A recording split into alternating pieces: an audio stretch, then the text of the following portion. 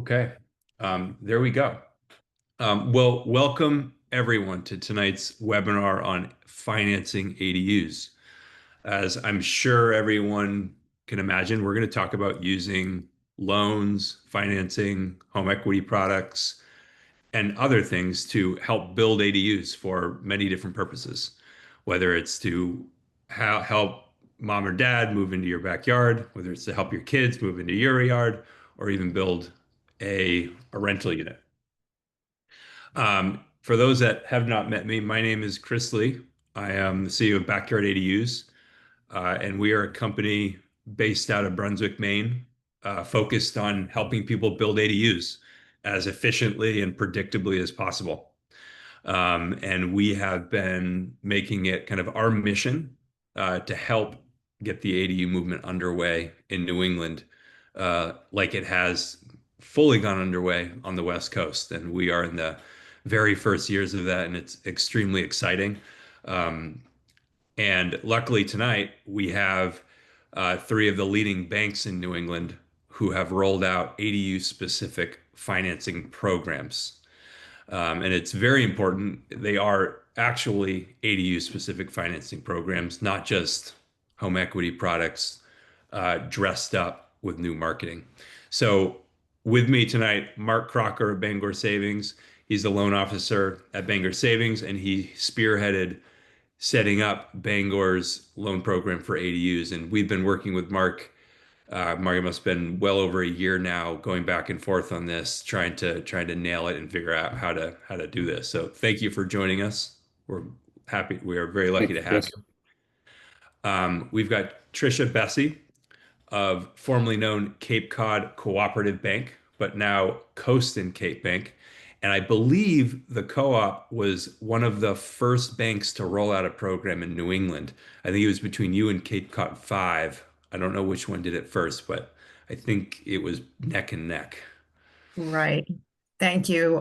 Thank you very much, Chris. And actually, yes, we were formerly known as the Cooperative Bank of Cape Cod. Now we are known as Cape and Coast Bank. We are 1 week into our new name, full-blown website.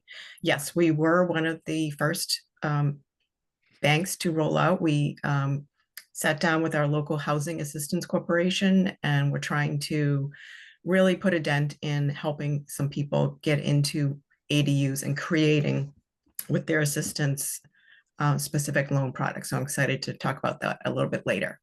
Yep. And you with Hack and the Cape Cod Commission kind of led Cape Cod in being one of the most liberal areas in New England as ADUs started to Right. get traction. And then we got Matthew Lee of Kennybunk Savings, also has been instrumental in helping the main banks move stuff forward. Um, and Matt, I know you've been talking, you were recently at a conference talking with Mass Housing, sharing your expertise, and you've been making your rounds across the state as Maine's been trying to get their financing programs in line. So thank you for joining us, and we're lucky to have you. Pleasure. Thank you for having me. Okay, I am going to quickly share my screen. We don't have a lot of slides tonight. It's going to be a very robust panel discussion, but I think a few slides to explain what we're going to do is going to help um, everyone think about what's coming next. All right, so financing your backyard home. That's what we're here to talk about, and we're here with Bangor Savings, Kennybunk Savings, and Cape and Coast Bank. So an excellent team to do this. So we're going to divide this into a few parts. Part one, we're going to hear directly from the leaders in ADU loans, and you just heard their names. We're going to start off, they're each going to take turns and talk about what is special about their ADU loan program. And then I'm going to poke them with some hard questions that I think everyone from the audience may be thinking.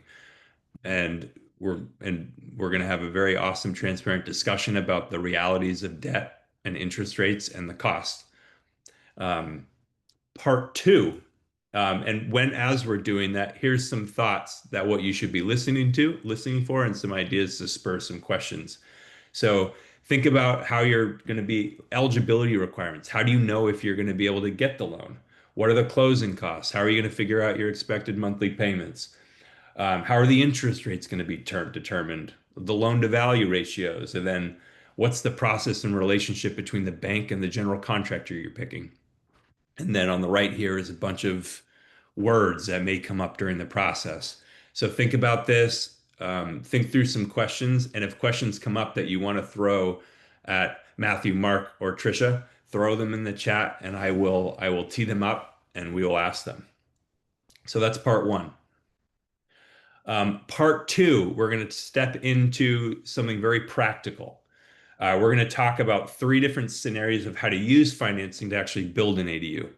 And I believe at least 50% of the people in the call are here to kind of learn how to do that. And some of the others are here to learn how to use this and explain this to people in their towns.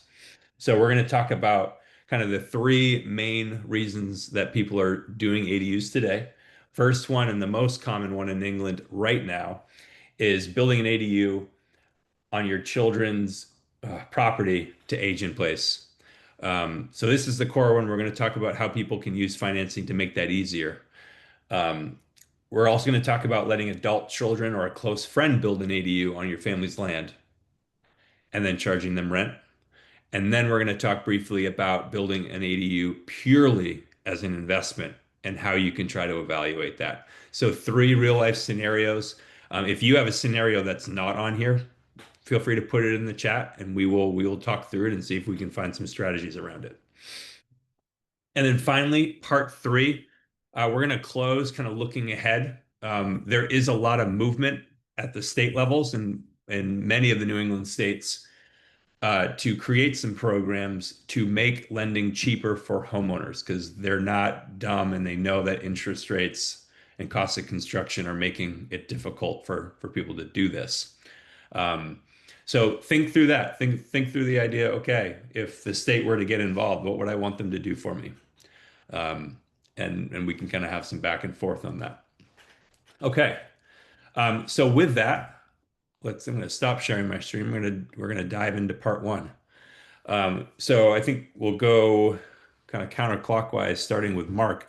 Mark, why don't you kick off and talk about what you've been doing at Bangor and Bangor's program and what makes it special? Great. Thank you, Chris, and good evening, everybody. So with our ADU program, it can be a first lien or second lien product. And really the big benefit of it is that we can use the after completed value of the home to base the loan parameters on.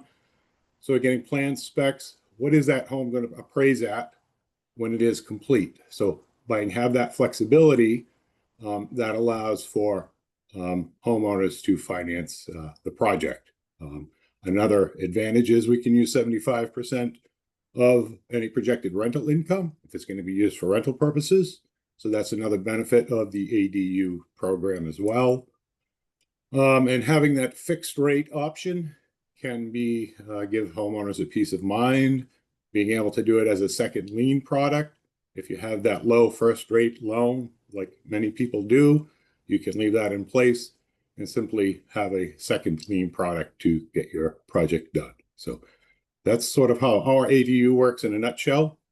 And again, it's a construction product, so funds are dispersed throughout the project term. And Mark, what's Bangor Savings kind of lending umbrella? Where can you go? Where can't you go to do ADU loans? We could throughout New England and Carolinas and Florida, if you happen to dabble that far south. Okay, all the way down the East Coast. Is there paid travel to send you to Florida to I've asked, unfortunately, no. But I imagine you have a branch down there. Okay. So I say clockwise. Trisha, why don't you explain Cape and Coast and what you guys are up to? Great. Thanks, Chris, and good evening, everybody. So Cape and Coast Bank is a local community bank. Our footprint is primarily on Cape Cod. However, our umbrella of lending is on the South Shore up through Boston and probably east of 128, 495 in Massachusetts. I basically have three options for you for an ADU loan. One of them would be to get a second lien home equity line of credit, or if perhaps you don't already have a lien, then it's just a home equity line of credit. I have a fixed rate and a variable rate. The second option is a home equity loan. So a home equity loan, while the home equity lines of credit, you're paying interest only on any funds dispersed for the first 10 years, and then it amortizes over 20 years for principal and interest payments. The home equity loan is you're paying principal and interest immediately upon when the funds are dispersed and the loan is closed. Those are fixed rates, and those terms are 10, 15, and 20 years. The third option is perhaps you do have a first mortgage. You can do a cash out refinance if it makes sense, because some of the lines of credit rates can be prohibitively high. And if you do the numbers, it can make sense for you to actually refinance that first mortgage. So your payments, while they may be low on the first mortgage, could be much higher on the second. And then as a result, if you combine it into a cash out, you could probably get to a point where you might be saving some money. Some more specifics on our loans are we do loan amounts up to $450,000. Minimum credit scores are 660. First or second lien position. Primary or second home.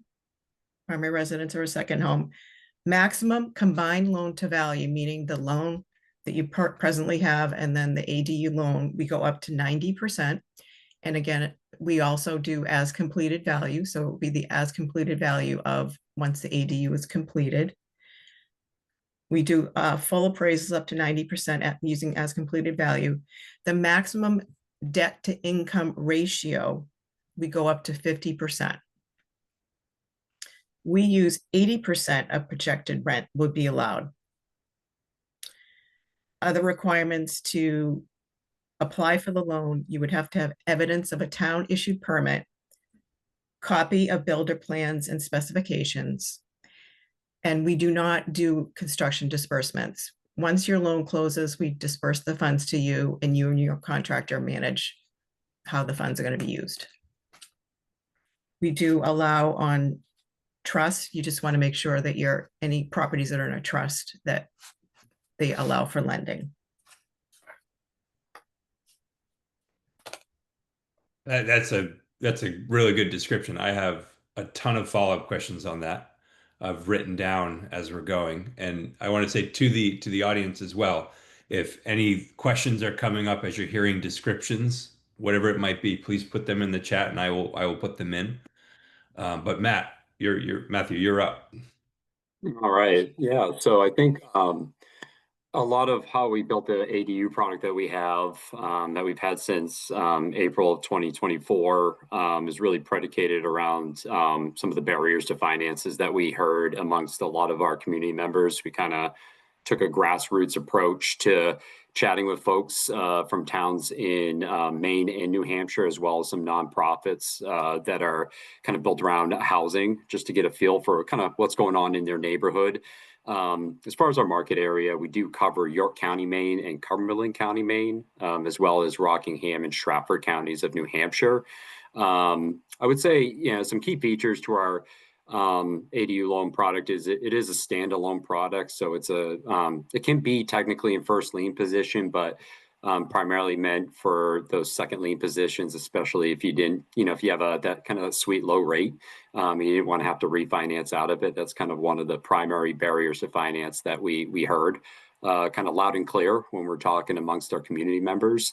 We kind of do it very similarly from a as complete value. So it's really subject to your improvements that you're making, upon your home, up to 89.9% loan to value. It's a funky number. I can promise you there's a legitimate reason why it's up to that amount, but we can go pretty much up to 90%.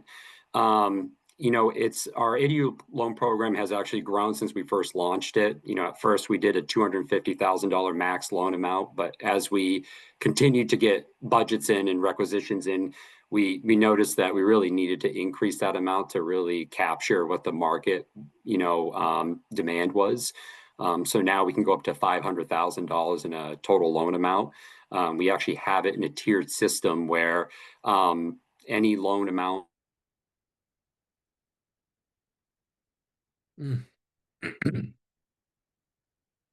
Oh, shoot. monitoring to kind of keep the cost low.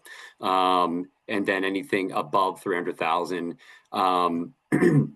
we have a third party monitor involved. But that also allows the borrower to do kind of some of those bigger projects.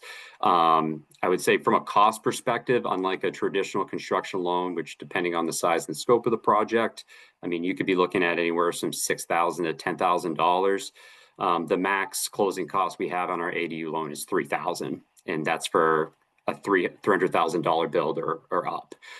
So again, from a barriers to finance perspective, cost was one of the big ones to homeowners. So trying to make the loan as accessible as possible is kind of one of our kind of key X factors there when we thought about kind of building the product. But I would say those are some of the key features, along with being a second mortgage. Traditionally, they can go up to 20 years on a max.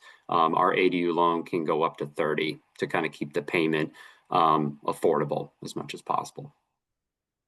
Oh, so 30 years, 500, it sounds very much like a regular mortgage on any house for the most part. Is that, I guess to all three of you, it sounds like these are mortgages, 30-year mortgages, with Yep. some options to go 15. I know, Trisha, you said 15 and 20 years with interest-only payments. They seem very creative. I do want to ask, so I think listening to all of the options, it sounds like Cape Cod Cooperative may have the biggest variety and a big range of qualifications. In terms of loan costs or interest rates, if someone is at the top of those allowances, they have a debt to income ratio of 50%, they're trying to use 80% projected rent rather than, say, like if they're on the edge, are they going to see a higher interest rate to compensate for the risk of the bank? Or is it the same cost for everyone as long as you qualify? For two of the options, the home equity line of credit and the home equity loan. So the home equity line of credit is interest-only payments for 10 years. It's a 30-year term. The home equity loan, those rates would be fixed. They would stay the same. On the home equity lines of credit, we have a fixed rate and we have a variable rate. Today in this interest rate environment, I would recommend the variable rate because that is moving down. You can at some other point in the future, if you wanted to refinance that into a fixed rate second lien, if that was materially beneficial to you, you're welcome to do that. Prepayment penalties only come into effect after within 3 years of the note date. To answer your question regarding costs, for the home equity line of credit and the home equity loan, most of those costs are covered by the bank. The borrower would be paying for the appraisal and for title insurance. And if it's in a trust, the recording of the trust. So those figures are really, it's probably about $1,200 or $1,500 out of pocket. If you went the route where you're doing a full cash out refinance, yes, you would be subject to full closing costs on that, because that would be going into a full conventional loan and all the closing costs to refinance. So that again would be subject to probably anywhere, $7,000-8,000. Okay. And Matthew, you alluded to that. You have some max closing costs and it's tiered based on, are we paying for an appraisal? Are we paying for title work? Are we going through the gamut like a traditional mortgage closing? We do have a question on interest rates. Of course, it's going to come up. Mark, I want to bring you in. I guess you can take this in two parts. Obviously, people want to know what's the interest rate. And then the second part, which I think is applicable, is how does it get set? Is it based on the borrower's credit profile? Is it purely based on market conditions? Is it based on the bank's competitive position? You can go first, and then we'll go around because I imagine there may be difference here on these loans. Yeah, rates are set, pretty much daily, like most mortgage rates, and it depends on the program. If it's the fixed rate ADU, 20-year, 30-year, it'll be an associated rate for that day. For our ADU program, we pretty much just have the one rate. If you meet the minimum FICO credit score requirement, everybody will get that rate. Home equity lines of credit, as Patricia mentioned, those rates tend to be a bit higher, interest-only payments. Closing costs can be less. So looking at either the fixed rate or the home equity line of credit, those rates can vary. Closing costs can vary as well. So as we do as a loan officer, we're meeting with the borrower as we're looking at all these options, explaining them to the borrower, going over the numbers to ultimately come to a point that we have a product that works for everyone. Got it. So you're using the differences in interest rates, the difference in payment schedules in order to figure out, and I assume you're helping the borrower work through affordability based on the monthly payment and then based on the repayment risk at a term or higher or lower rates. That Um, is correct. so for your 30-year product, what is the current fixed rate? Where is the market right now? What was Um, said it set every day, so it's going to change tomorrow. But what was it when it you is. this It is. morning? And if we can just generalize, it's going to be ballpark second lien somewhere around 8% would 8%. be, yeah, somewhere there in that ballpark. And that would be for a second lien product. So the idea is if you're sitting there with your nice 3.25% first mortgage, you can leave that alone, come in and do that second lien um, financing. That's a good point. And I'll highlight that for anyone. Don't miss everyone has said second lien. One of the innovations of the ADU loans, and it's a criteria to be an ADU loan lender, is to do a second lien. And in an environment where most people on the call probably have interest rates under 4% on their primary house, nobody wants to walk away from that rate. And every single one of all of the banks have taken these as portfolio loans so that they can do a second lien and help you not do that refinancing. Patricia, it sounds like you had an option where if there is a really low balance on the existing house, they could actually do a cash out, a full refinancing. And have you seen times when that makes sense for somebody to do? I have, and it's really important to go through that exercise with someone just to really go through the numbers because, for example, our I can share with you our interest rates. So for the home equity line of credit fixed rate, it's if you have an auto pay account, it's 7.75%. Our variable rate, we're offering a quarter of a point less than what we would offer someone if they just came to get a regular home equity line of credit. So today it's a quarter point less than prime. And so that's 7% with an auto pay account. The 10 and 15 year fixed rates with an auto pay account, that's 7.25%. And then the 20-year fixed is 7.5%. Gosh, So so again, it is very related to term and the product.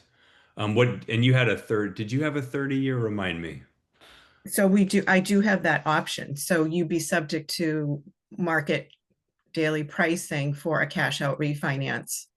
And again, based upon each individual customer profile, their debt to income, you know, the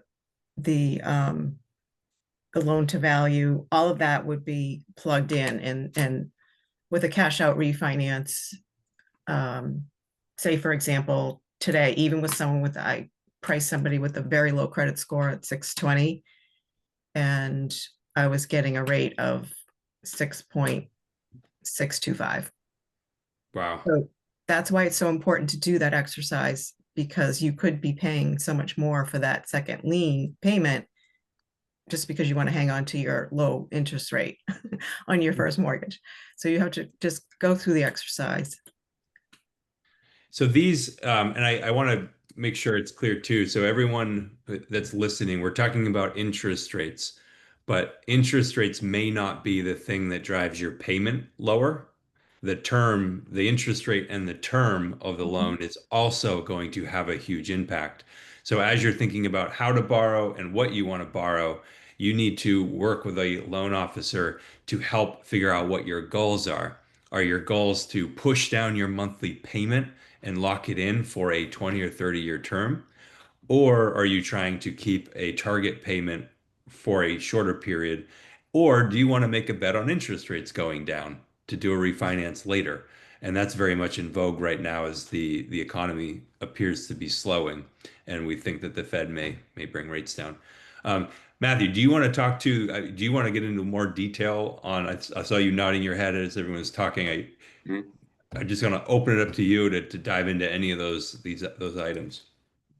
Yeah, sure. I think, a lot of, the market generally dictates the interest rates. I know, at the bank here, we actually assess them weekly. So they don't change daily for us. And a lot of that's some market research and rate surveys to kind of give us a feel of, where interest rates are nationally, but where they are locally. And with it really impacts our normal type of traditional financing, but with ADUs, we have a little bit more control over that.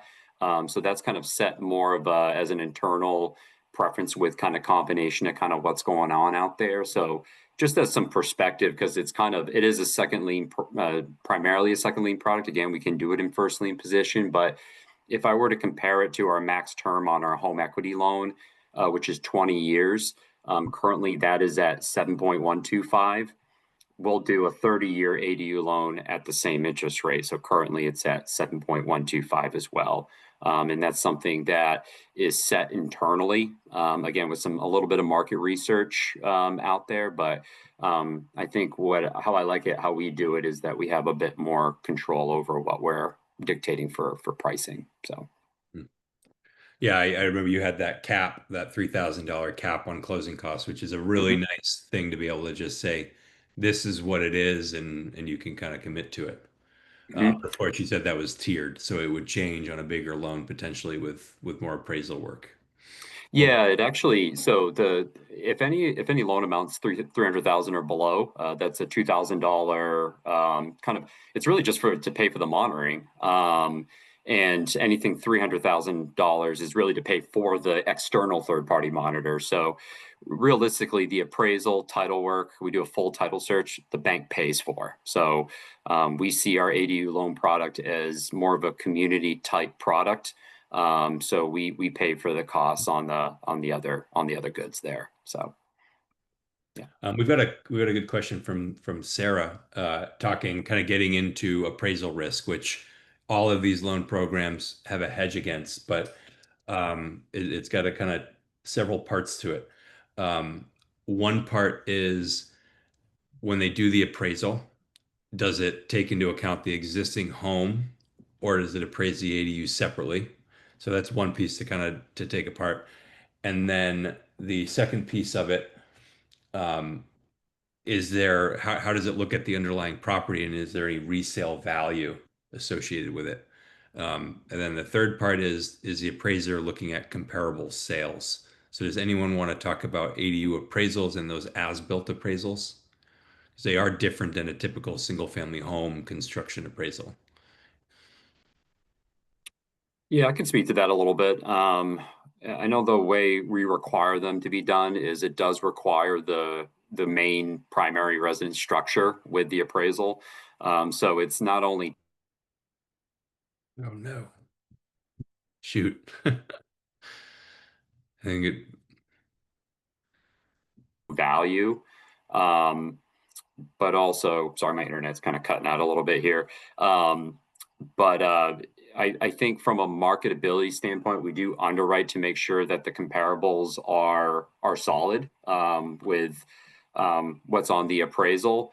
But it does take into consideration the primary structure there, and it's the property as a whole, including the newly built ADU.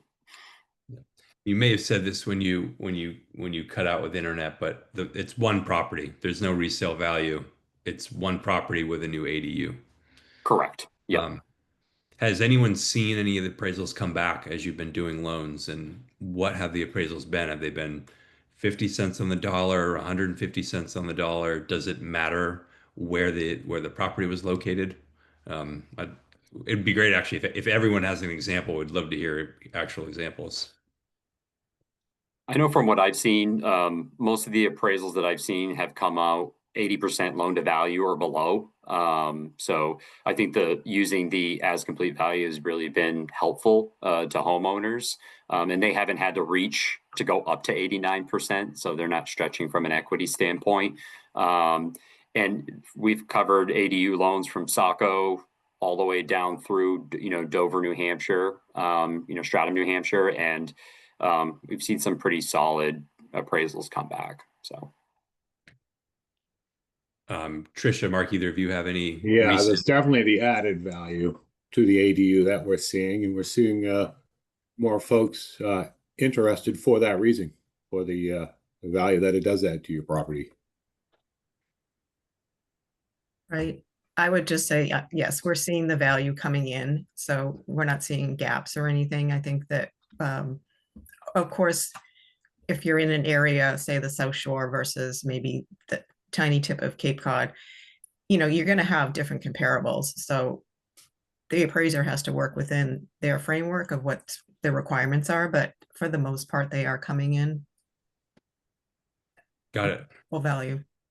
Yeah, we've done 5 or 6 loans where there was full appraisals, and we've seen the appraisal values change significantly since 2020 when we first started.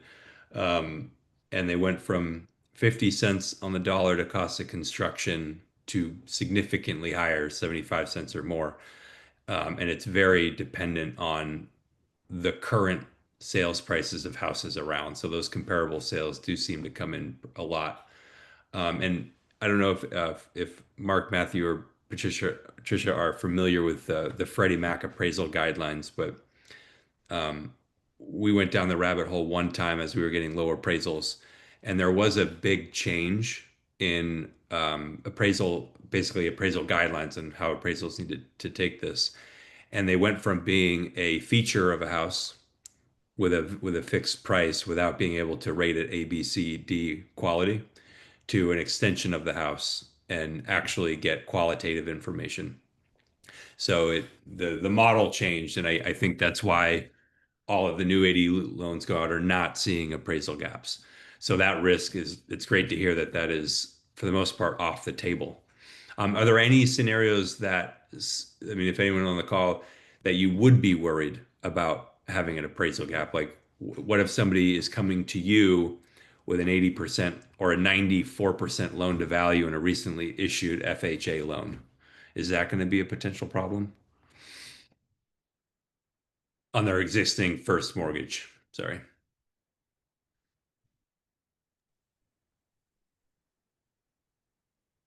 I would say maybe a challenge would be for those folks that still owe a lot on their first mortgage.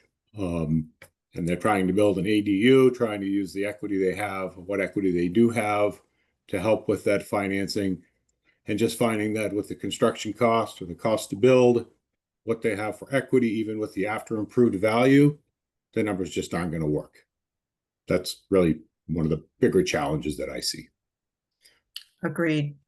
And sometimes what that involves is maybe changing the plans with your designer and your builder, and maybe downsizing or taking a different approach. And I've done that as well, where it's just taken a different construction type or model type or project and made it work, kind of fit it into that budget.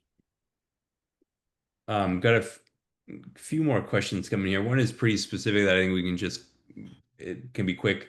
Would a first lien loan have a lower rate than a second lien loan? And I think hearing it's different for each bank, but on average, the first might be lower, and on sometimes it might be exactly equal. So that is question answered for you, Alex. We have an average price question from Noreen. What's the average price of a 700 square foot detached ADU? Have any of you seen prices like that in your communities? I know Cape is probably going to be different than Kennebunk versus. Have you seen a lot come in and have an idea of that? I think that we have each town on the Cape has specific zoning for the building. So, Oh, I mean the prices. She's asking, what does it oh, cost to do this? And you guys can call Mulligan, and I can throw our numbers out there. But I well, know you see numbers, you see construction costs. So our loan amount goes up to 450,000.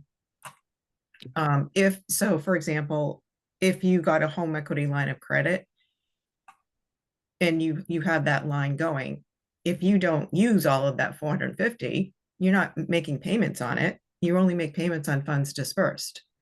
If you get a home equity loan, we disperse all the funds to you at closing. If you still don't use all those funds, if you want, throw the extra funds back towards principal to reduce your principal in your payments. Got it. So you can pay some of that back. Yes. Matthew, I see you. Have you seen construction costs come in? What have Yeah, some borrowers it's paid? actually, yeah, it's kind of varied quite differently. I mean, I think the first ADU loan we did last year in June, that budget came in around 225 to 250. And that was in Saco. And I forgot what the square footage was, but I saw one for the first time later that year in Kennebunk. Kennebunk will allow up to 1,000 square feet, if I'm not mistaken, and that budget came in at 425. So it's been quite the range. But I'd say anywhere's right now, as of lately, I've seen anywheres from 275 to 450 on average, And were depending on those the both size and scope. detached or were those space conversions, or do you remember the type? Mostly detached or attached is what I've seen. We haven't seen a lot of requests for space conversions like over a garage or in a basement. A lot of it's been the mostly detached variety. Got it. Yep. Mark, have you seen any prices come in? Yeah, and I'm right in that same range. I think probably that 250 is sort of the low end up to that 450. Again, depending on square footage, etc. Yeah, Trish, you can go I back if just you have wanted price. to just mention that while you specialize in the detached, you're not touching the main house. That's important to note, for people to realize that in Massachusetts, because of the building codes have changed, once you touch that house, you're now subject to really higher building costs because of materials to meet all of these requirements. Yep. One of the reasons we don't do we try to Mhm. avoid attaching, and if we do attach to a house, we minimize that attachment to avoid bringing that house up to code. It becomes very, very difficult to plan that with a fixed budget. Um, but yeah, those I would concur on those cost ranges. I mean, our average price point right now for a two-bedroom ADU all in is around 300. The cheapest ADU we're actually working on, cheapest, least expensive ADU that we've built in a long time will be in Auburn, Massachusetts, and we're under 240, which is we're extremely excited to hit that price point, which is crazy to say because we used to build at 175. And then we built ADUs over 550 with vaulted ceilings and decks, and it's just a house in someone's backyard that is fully baked. Um, let's see. Yeah, lots of good questions coming in here. And we're at about 540, so we should talk about some of these scenarios. I think I'll throw one more out here, which is a good one, especially as people pick build methodologies. Um, and the question is specifically, are financing options different for a modular ADU than other types? So I would say, and I think we should bring all of the build types in here. Do any of you discriminate against modular versus panelized versus manufactured versus stick built? Is there any differentiation in what you'll lend for? All those Yes, property types are acceptable. Those types of construction. Yeah. Got it. we do have a distinction at our bank for paneling is fine, but the modular, we're not quite there yet.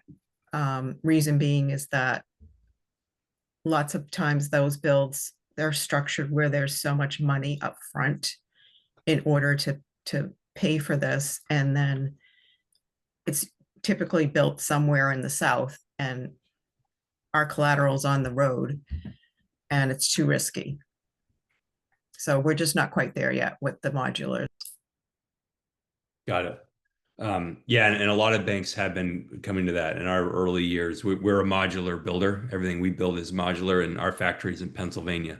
I don't think the Pennsylvanians call themselves Southerners, but they are getting close, and some of them do have Southern accents. But the banks have got there. I know we've done something with Bangor Savings. We haven't done anything with Kennebunk Savings, and we're doing something with Cape Cod 5 right now, and they've got I call it a ninja loan. They don't look at anything. They just write a giant check and hope for the best. There's no monitoring at all. I had to ask twice, the loan. I'm like, excuse me, you're gonna drop $350,000 into this person's checking account and hope it gets done well? We're doing a $350,000 house project. Those typically go wrong. But anyway, that's a terrible marketing thing to say for building ADUs. They don't usually go wrong if you do the planning up front. And if you bring a bank in, oftentimes they're helping you evaluate the pieces, which is one of the really good benefits. Okay, let's talk about some scenarios here and see if we can give some people real world examples of how they could bring these loans in to achieve certain things. So the first thing I wanted to say, we did a survey. We sent a survey out. We didn't get a lot of responses. We got 60 responses, so a decent number, not a lot. But what we saw was the average person in the survey group expected to pay between 200 and 300,000 for their ADU project. Those that needed to borrow were all expecting to borrow less than 100,000, so less than 50%. So kind of something that we see is filling a gap. And of the people who responded, 75% have not built their ADU due to financial issues.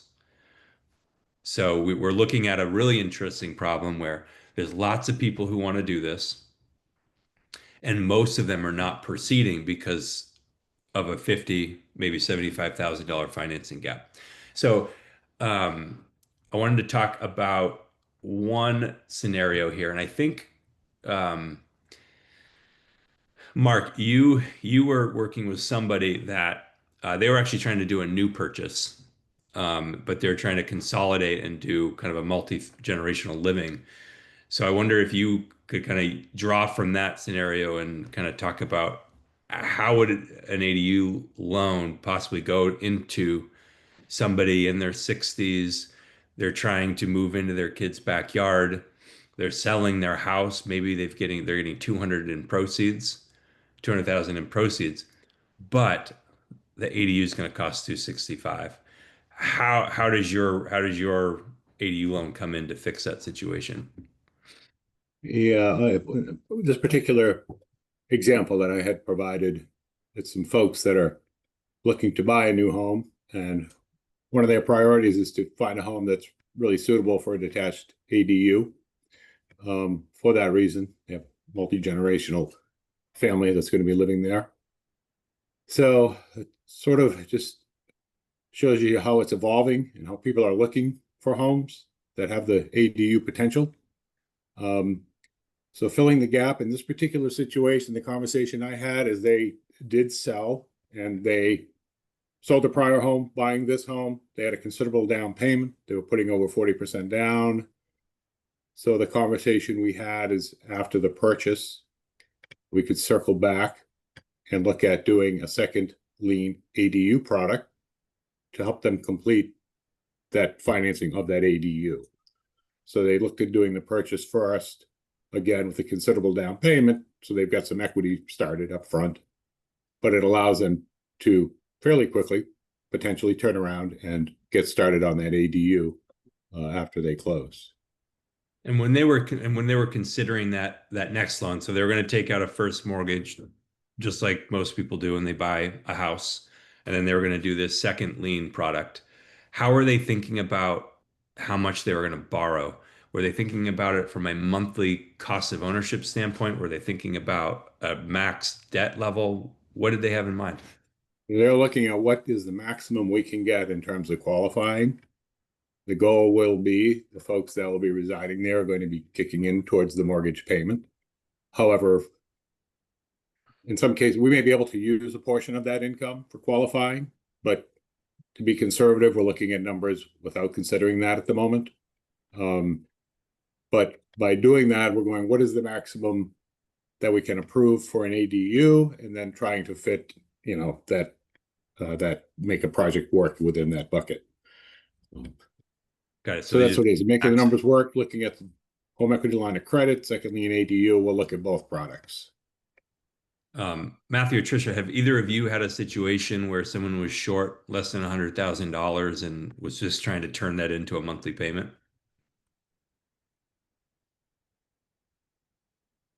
Yeah, I've seen that before, and I think too, just with construction loans in general, what had happened was, from a financing perspective, the debt to income was a little high. And because they were building the ADU for their parents, the parents actually provided a gift to the children. Oh no. Cliffhanger. We lost you there. We heard Oh you with no, gift to the every time children. I speak, yeah, is We it heard gift to the notes? children. Gift to Yeah. the children, then you Gift to disappeared. the children. Sorry, guys. But yeah, the parents provided a gift to the children, and they could use that to support a lower construction escrow costs to their loan. So essentially, they're borrowing less, and that enabled them to get the loan. And it's kind of the parents' buy-in to building the ADU. So Oh, in that this that helped. situation, this was a situation where the parents were, this was kind of reversed. Instead of um, elderly parents moving into their children's backyard, the parents were helping the kids move home. Um, is that the one you were talking about? Actually, this is a separate scenario, Oh, but yeah, totally there's separate. that one. Yeah, so there's both scenarios. Yep. Yeah, we did that. This scenario I just discussed was last year. Well, probably the second or third ADU we did. Yeah. Um, so as people are trying to do this and do multi-generational living, if they need to borrow, how are they thinking about it? I mean, Mark, you just said that your customer is just trying to max out what they can borrow, get as much cash from Bangor Savings as they can. Is everyone trying to do that, or do they have other goals with this borrowing amount? Well, frankly, I mean, a lot of times it does seem people are trying to max out what they can qualify for, just the nature of construction costs being higher. Costs come in, estimates come in higher. Oftentimes we find ourselves trying to make that that project work for the client. However, you do have folks that they have funds to put in towards that project, reducing what's needed in escrow for construction. So it really depends on the borrower and what they have for funds to put into the transaction, and that can vary. Um, as we alluded to earlier, we often see where we have the parents moving would like to live in the new ADU. They're contributing substantially financially to the project to live there, and the other way around, children moving onto the property, same thing, contributing financially to get that ADU built. So we see those two scenarios quite often to help fill that gap. Trisha, did you have Yeah, something? I was just gonna say that that's why it's so important to, if somebody's stuck and they don't know what to do and they have a gap, talk to a loan officer who can really help you expand your knowledge in what the options could be for your particular family. If it's a scenario, if it's a purchase, and then the parents are going to build something, well, maybe the parents aren't on the loan, so to speak, but they can be on the P&S, still have title, and then they can bring their funds and it not be a gift. Um, if they have funds to do that, or vice versa, if it's parents and they want to build the ADU for their child, well, you know, talk it like the child cannot be on a mortgage application if they're not on title to the home.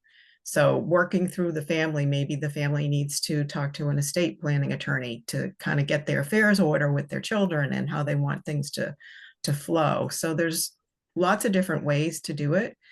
So I just would highly recommend just having a conversation about all the different options. That's a good point. I don't want that to get glossed over. So, you were just talking about title, who's signing for the mortgage. Um, in that situation, if the children of the parents own the home, sorry, the younger children own the home, parents are moving into the backyard. and they need a mortgage for the ADU to fill a gap, who's needs to be on title? Who's qualifying? Whose name's on everything? If the parents aren't on title and they want a mortgage, they can't apply for there's they don't have any ownership of that home. I see. So So the children, the owners of the primary house, would be taking out the mortgage. correct. How has that been worked through? And I assume that you've seen that before. What has been scenarios to try to work through that? Yeah, I know like one of the bigger conversations initially was I'd get, a call from the mom and said, my daughter has a house in X place and I want to, get an ADU loan on it. But to Trisha's point, they're not on title. And so it's, having those hard conversations like, well, you can't do a more, loan on, a property that you don't have title to. And I think what families started figuring out is, going to title attorneys and saying, hey, we're going to add, mom, dad, or, my daughter and her husband onto title in order for them to get the loan. Or, as an example of, what you kind of alluded to earlier, Chris, you know, parents are taking out the loan and, maybe, the son and his new wife are moving in and they're paying rent to the parents to pay the more. Mm. So as he catches back up, he was talking about the owner of the house taking the mortgage, and then whoever's going to the ADU having a basically rental lease agreement in Correct. order Yep. to kind of compensate. Hmm. And you were saying I incorrectly inserted that, but you've seen that recently on one of your ADU loans, correct? With an actual family?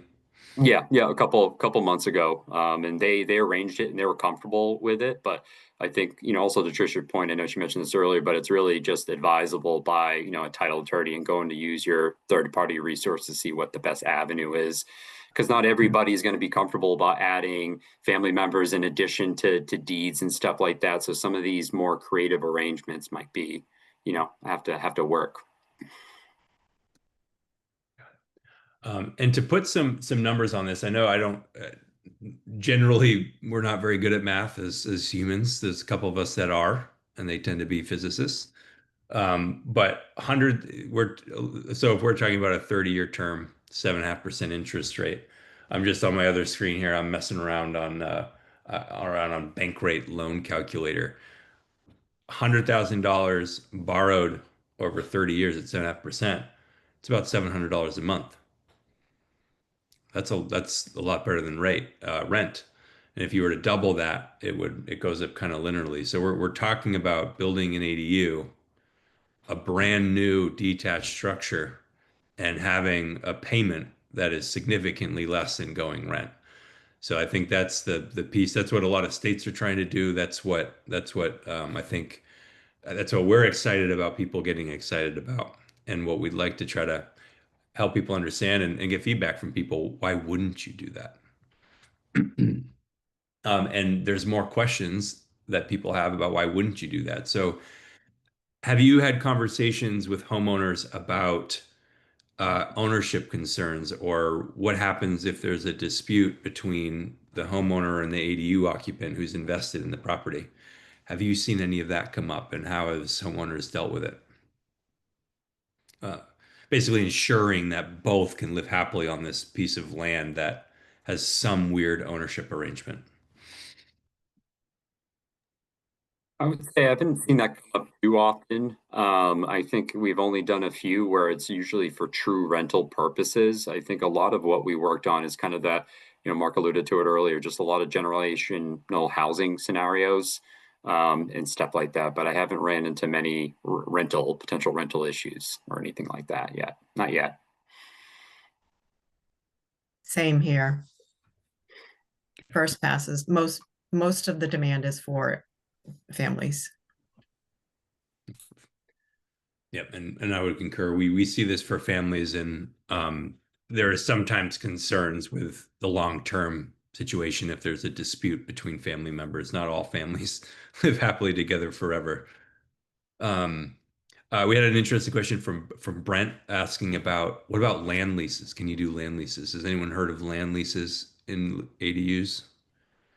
I have, and we don't. You don't do land leases. Yeah, Um, we don't either, not currently, but I know that's that was at our ADU roundtable a couple months back. That's starting to become a kind of a hot topic right now. So Um, so Tricia, you're probably right in not doing these. Most of the towns on Cape don't allow separate ownership of the ADU. They explicitly say no condoization, which if it were to get into a fight would probably apply to 100-year land leases as separating ownership. And it's hit or miss in Maine and elsewhere that it doesn't allow it. But there has been success with use of land leases and condoization on the West Coast to help break ownership up and make financing a little bit easier so that there's very distinct pieces of collateral that could be separated out. Well, we're coming up on time. I'm looking through the questions here. I want to be respectful of your 3 times on a 5 coming on 6 o'clock. I know, Denise, you've had your hand up for a while. If you could type your question, I will put it in here. I will try to, I will put it out for the panel to answer. We did have a question here. I'm not sure if it's what kind of loan would I seek for an ADU on an undeveloped lot with a pre-existing shed, not a house? Are we talking about a single family mortgage, just a construction loan? And I think she's saying ADU, but I think she means small house on a undeveloped lot. yeah, I'd probably say that'd be more of like a traditional construction loan is probably how I would structure that for sure. Sounds like it would be the same for us as well. First lien construction. So you wouldn't discriminate on size, it would just be a construction loan. Yeah, I think the appraisal is always an X factor, right? So I think depending on what you're building and if it's marketable or not, if they can find viable comps for it, I think that always comes into question. But yeah, as long as that all comes back, I mean, I don't see why you couldn't do it that way. Yeah, we could probably structure it as a purchase construction loan where everything closes once. When you close, you make the seller whole, and then you move into a construction phase. Mhm.